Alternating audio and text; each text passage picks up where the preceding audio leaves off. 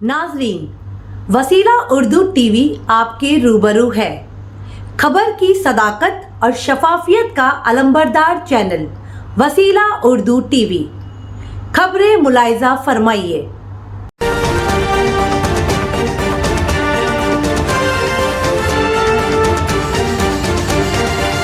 ज़रई क़वानीन वापस ज़रूर हुए हैं, लेकिन CAA वापस नहीं होगा। मरकज़ी वज़ीर का बयान। मरकज़ी हुकूमत के ज़रिए मुतनाज़ा ज़रई क़वानीन वापस लेने के ऐलान के बाद अब CAA की वापसी का मुतालिबा भी ज़ोर पकड़ने लगा है। शहरियत तरमीमी कानून CAA और NRC की मुखालिफत में महीनों तक तहरीक चला चुके लोगों को उम्मीद बंधी है कि इस ताल्लुक से भी मोदी हुकूमत पर दबाव बनाया जा सकता है, लेकिन मरकजी वजीर कौशल किशोर के बयान से ये इतना आसान नहीं लग रहा है। मरकजी वजीर कौशल किशोर ने मीडिया से बात करते हुए कहा कि किसानों की बात सुनते हुए ज़रई क़वानीन को वापस लेने का फैसला किया गया है। इसका मतलब ये नहीं है कि CAA और NRC पर भी हुकूमत अपना कदम पीछे खींच लेगी। कौशल किशोर ने कहा कि ज़रई क़वानीन वापस लेने के बाद अपोजिशन के पास अब कोई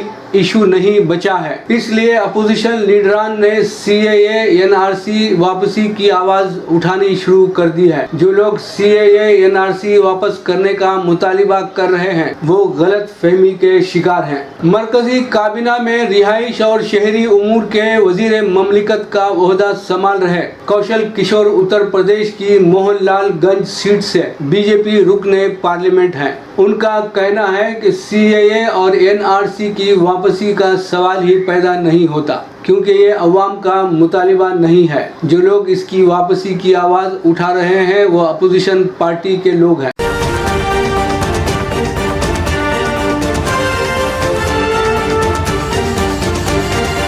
फ्लिपकार्ट ने शुरू की नई सर्विस, अब घर घर पहुंचाएगी दवाएं। फ्लिपकार्ट जल्द ही आपकी दहलीज पर दवाएं पहुंचाने की खिदमत फराहम करेगी। दरअसल फ्लिपकार्ट ने अपनी नई फ्लिपकार्ट हेल्थ सर्विस के तहत ऑनलाइन फार्मेसी शुरू की है। ई-कॉमर्स कंपनी अपने सारिफिन को घर बैठे ऑनलाइन तिब्बी मशावरत और तशखीसी खिदमत फराहम करेगी। इसके लिए फ्लिपकार्ट ने सस्ती और मेयारी सेहत पर कब्जा कर लिया है, जिसे अवामी तौर पर ऑनलाइन फार्मेसी स्पेस के नाम से जाना जाता है। फ्लिपकार्ट ने ऐलान किया है कि उसने ऑनलाइन फार्मेसी और डिजिटल हेल्थ केयर प्लेटफॉर्म में हिस्सा हासिल कर लिया है। इसके साथ ही कंपनी ने अपना डिजिटल हेल्थ केयर प्रोग्राम शुरू किया है, जिसका मकसद अपने सारिफिन को सस्ती और आसान सेहत की देखभाल तक रसाई फराहम करना है। हिंदुस्तान में एक मशहूर डिजिटल हेल्थ केयर और फार्मेसी प्लेटफॉर्म है। इसे 490 से ज्यादा फार्मेसियों के नेटवर्क की हिमायत हासिल है और इसका मकसद हिंदुस्तान में सारिफिन को सस्ती और मेयारी सेहत की देखभाल फराहम करना है।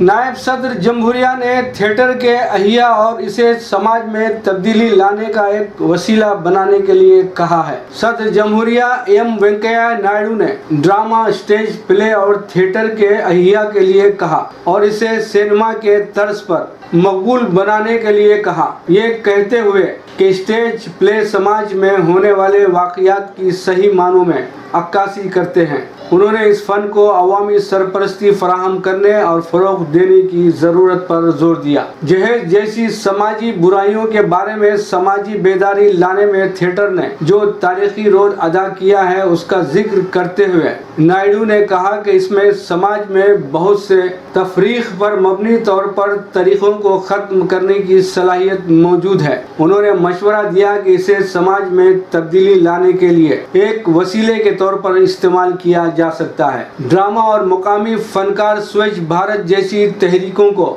अवाम के करीब लाने में अहम रोल अदा कर सकते हैं। नायब सदर जमहूरिया ने हैदराबाद में नाटक साहित्य उत्सव में शिरकत की और तेलुगु प्रसिद्ध नाटिकालू मौजू के तहत मकबूल तेलुगु ड्रामों पर मुश्तमिल एक किताब की 6 जिल्दें تجویز جاری کی۔ اس موقع پر اظہار خیال کرتے ہوئے نائیڈو نے زور دے کر کہا کہ تھیٹر کے فن کا ناظرین خاص طور پر نوجوان نسل کو راغب کرنے کے لیے احیا کیا جا سکتا ہے۔ جدوجہد آزادی کے دوران گاندھی جی جیسے رہنماؤں سمیت جو اپنے بچپن میں ستیہ ہریش چندر سے کافی متاثر تھے، لوگوں میں سیاسی اور سماجی بیداری لانے میں اسٹیج پلے نے جو نمایاں کردار ادا کیا تھا اسے یاد کیا۔ نائب صدر جمہوریہ نے مشورہ دیا کہ سرکاری سرپرستی کے علاوہ پرائیویٹ تنظیموں، سول سوسائٹی اور خاص طور پر پرائیویٹ ٹی وی چینلوں کو تھیٹر کو فروغ دینے کے لیے آگے آنا چاہیے۔ انہوں نے اسکولوں اور کالجوں سے کہا ہے کہ وہ بچوں کو مختلف فنون لطیفہ سے واقف کرائیں اور ان سرگرمیوں کو اپنے نصاب کا حصہ بنانے کے لیے ان کی حوصلہ افزائی کریں۔ اس سے بچوں میں سماجی بیداری آئے گی اور ان میں قائدانہ صلاحیتیں پیدا ہوں گی۔ نائب صدر نے اروند آرٹس اور تانا پبلشرز کی 1880 اور 2020 کے درمیان 100 مشہور تیلگو ڈراموں پر مشتمل 6 جلدوں کی ایک کتاب جاری کرنے کے قدم کی بھی تعریف کی۔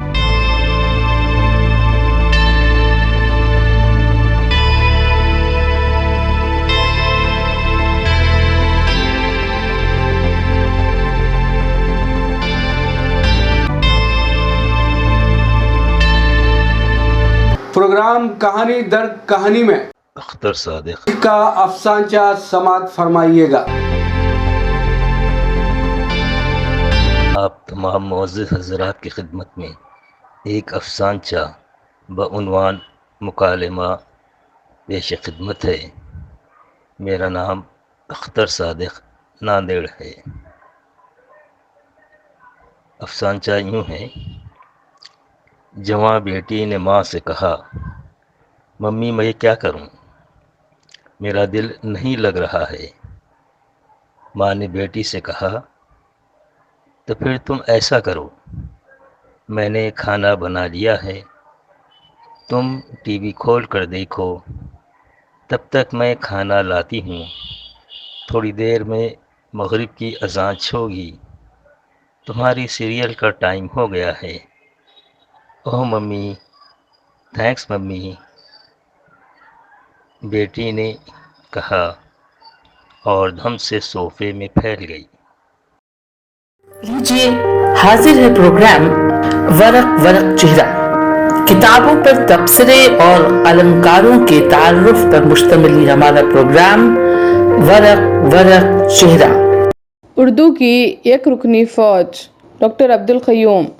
قومی اردو سماجی علوم کانگریس مانو میں 14 دسمبر 2017 کو پڑھا گیا ایک اہم مقالہ۔ تحریر ڈاکٹر سیدہ گوہر۔ پیشکش ڈاکٹر زرینہ مہر۔ بین الاقوامیت اور عالمیانہ کے اس دور میں اردو کی بقا پر سوالیہ نشان کئی ہیں۔ دنیا میں بولے جانے والی 6,800 زبانوں میں سے ہر ماہ ایک زبان دنیا سے ناپید ہو رہی ہے۔ عالمیانہ کی گہما گہمی میں مقامی یا علاقائی زبانوں کے لیے مواقع کم ہوتے جا رہے ہیں اور تکنیکی طور پر ترقی یافتہ زبانوں خصوصاً انگریزی، فرانسیسی، جرمنی، جاپانی زبانیں عالمی منظر پر اپنا مقام بناتی جا رہی ہے۔ اس تناظر میں اردو زبان کو دوسری زبانوں سے مسابقت درپیش ہے۔ اردو کا ادب ادبی اعتبار سے دنیا کی کسی بھی زبان کے ادب کے ہم پلہ ہے۔ میر، غالب، اقبال اور فیض، انتظار حسین، کرشن چندرا، منٹو وغیرہ عالمی سطح پر اردو ادب کے روشن مینار ہیں جو عالمی زبانوں میں اردو کی نمائندگی کرتے ہیں، لیکن تکنیکی زبان کے طور پر اسے بہت کچھ ترقی کرنی ہے۔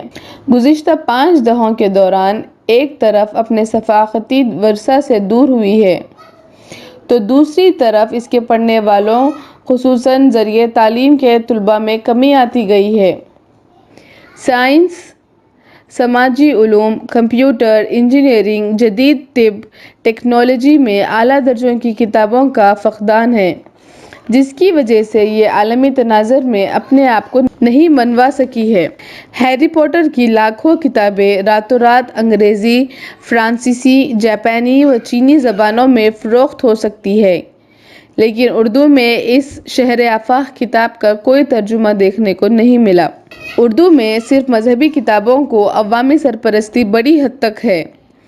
ادبی، سائنسی و دیگر علمی کتابوں کی مانگ گھٹ کر نہیں کے برابر ہو گئی ہے۔ اردو زبان اور اس کا سماج آج جس حالت سے گزر رہا ہے وہ افراتفری کا ایک ایسا عالم ہے جس میں اردو کے متعلق سوچنے اور فکر کرنے اور اس کے متعلق کچھ کرنے کو کسی کو فکر نہیں۔ ایسے میں کوئی فرد اردو زبان کے لیے اپنے آپ کو وقف کرتا ہے اور اس کے لیے اپنی طبعی اور مالی توانائیاں صرف کرتا ہے تو وہ فرد لائق ستائش ہی نہیں بلکہ لائق تعظیم بھی ہے۔ یوں تو جامعات کی سطح پر اردو درس و تدریس سے ہزاروں اساتذہ وابستہ ہیں، لیکن کسی نے بھی اردو ذریعہ تعلیم کے طلباء کی نصابی ضرورتوں پر توجہ دینا ضروری نہیں سمجھا۔ ایسے میں اگر ایک استاد اپنی ذمہ داریوں کو محسوس کرتے ہوئے سماجی علوم میں نصابی ضرورتوں کو پورا کرنے کا بیڑا اٹھاتا ہے تو اس فرد کو ہم اردو کی ایک رکنی فوج کا نام نہ دیں تو پھر کیا کہیں؟ یہاں میری مراد ڈاکٹر عبدالقیوم صاحب سے ہے۔ اردو کے متعلق ان کی دردمندی کا اظہار ان کی متعدد کتابوں میں لکھی گئی ان کی تحریر اپنی بات سے ہوتا ہے۔ چنانچہ وہ لکھتے ہیں کہ مادری زبان میں معیاری درسی مواد کی عدم موجودگی سے طلباء کا معیار متاثر ہوئے بغیر نہیں رہ سکتا۔ اردو کی ترقی کے لیے کام کر رہے اداروں اور انجمنوں کی کوئی کمی نہیں ہے، بلکہ اس کا شمار کرنا بھی مشکل ہے۔ اداروں پر افراد کو اہمیت حاصل ہو گئی ہے، اس لیے وہ جمود کا شکار ہیں۔ جمہوری عمل اور مسلسل تبدیلی و نئے خون کے بغیر کسی ادارے کی ترقی کا خیال عموماً آج کے دور کی عملی حقیقتوں سے بہت دور ہے۔ ہر ادارہ اور انجمن اردو کی ترقی کے کسی ایک پہلو کو اپنا کر اس پر کام کیے ہوتے اردو ذریعہ تعلیم کی جو دگرگوں حالت آج ہے وہ کبھی نہیں ہوتی۔ چنانچہ اردو والوں کو اپنی زبان اور ترقی کے لیے حکومت کی پالیسیوں، امداد اور نظر کرم پر انحصار کرنا پڑا۔ جب تک اردو ذریعہ تعلیم کے اساتذہ خود آگے بڑھ کر اپنے اپنے مضمون کی ضرورتوں کو پورا کرنے کی سعی نہیں کرتے، حکومت کی جانب سے کی جانے والی کوئی بھی سعی اردو والوں کی ضرورتوں کے لیے کافی نہیں ہوگی۔ اردو کی ترقی کا ایک افسوسناک پہلو یہ ہے کہ اردو کی ترقی کے لیے کام کرنے والی انجمنیں سالانہ کانفرنسوں میں محض اردو ذریعہ تعلیم کے مسائل پر بڑے بڑے مقالے پڑھوانے اور مشاعرے کے انعقاد پر ہی اکتفا کرتی ہیں۔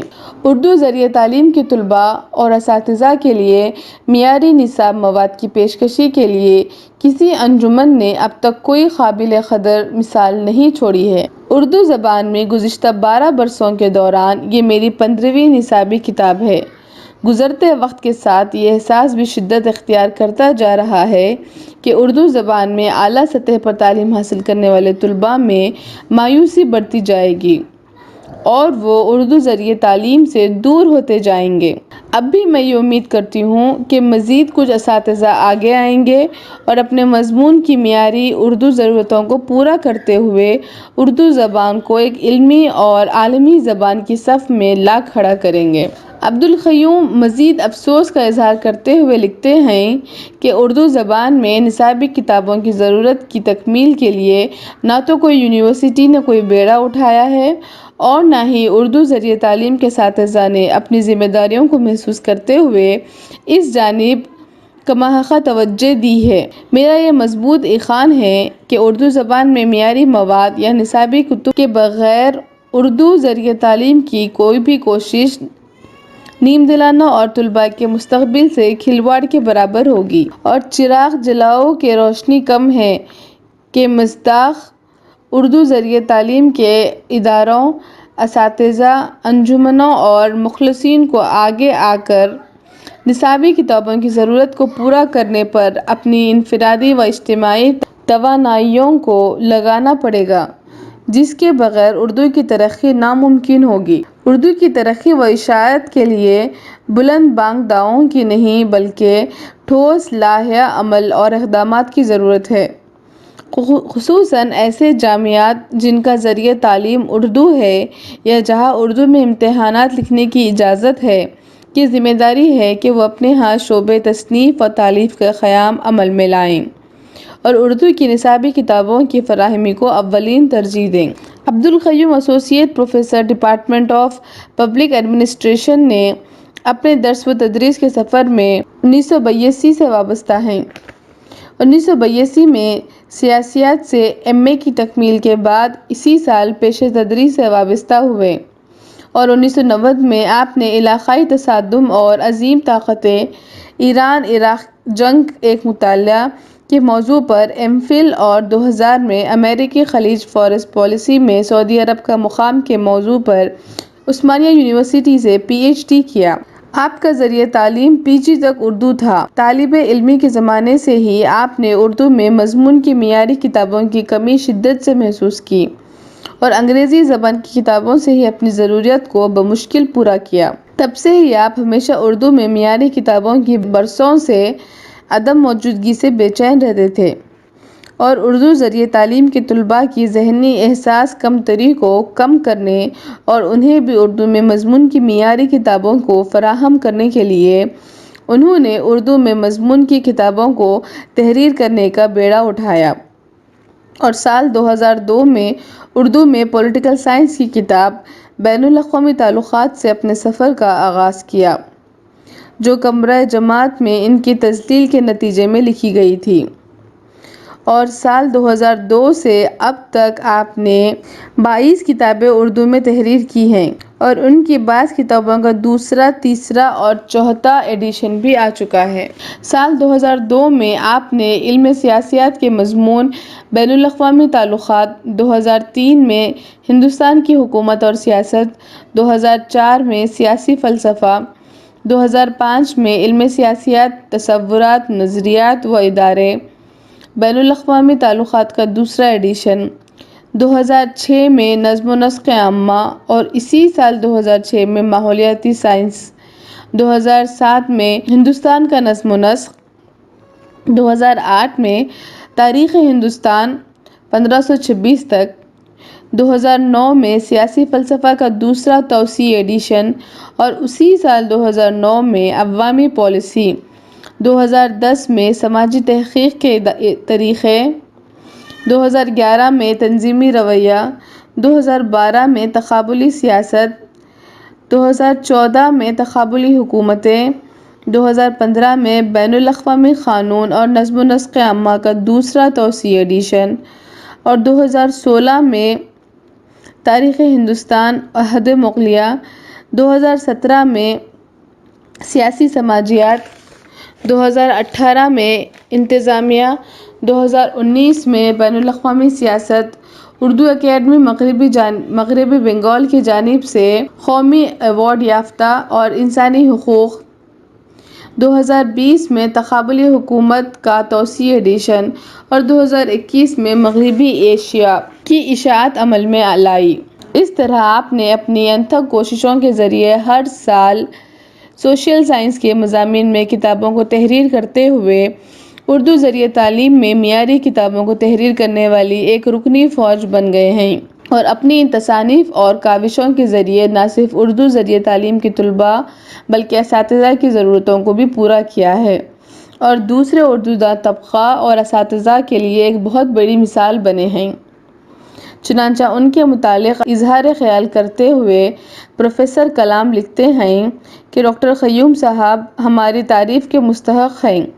اردو میں اپنے طلباء کے لیے کتابیں لکھنے اور شائع کروانے کے لیے ہمیں نہ صرف ان سے بہترین تمناؤں کا اظہار کرنا چاہیے بلکہ ان کے خطوط پر کام کرنے کی سیکھ لینی چاہیے تاکہ ہم بھی اردو کی نصابی کتابوں کی سمت میں کچھ آگے بڑھتے ہوئے کتابوں کو تحریر کر سکیں۔ اس کے علاوہ اس شعبے کے ہر طالب علم کی ترجمے کی ضرورتوں پر بھی توجہ دیتے ہوئے اپنے آپ کو مصروف رکھا ہے۔ ایسا کام ڈاکٹر یوسف کمال کے الفاظ میں کوئی جنونی ہی کر سکتا ہے۔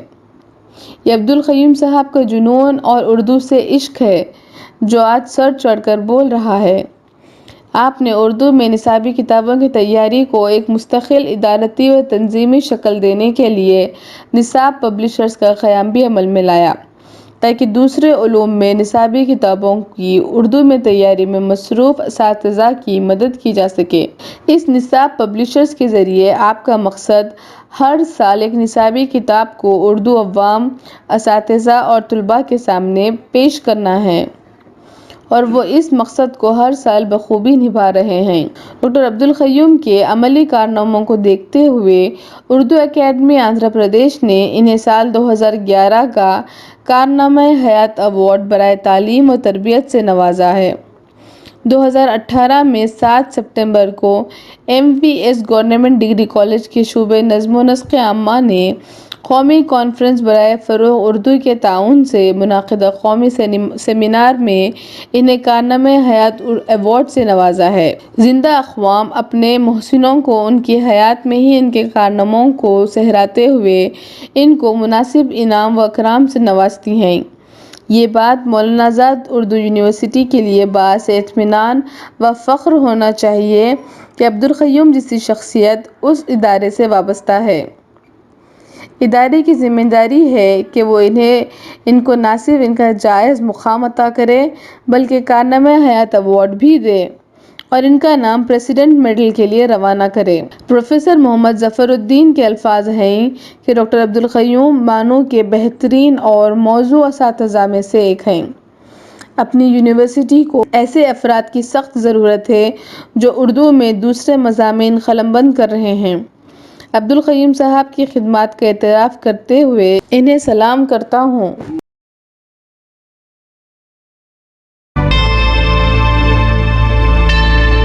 Subscribe to my channel and also press this bell icon so you can get latest video notifications.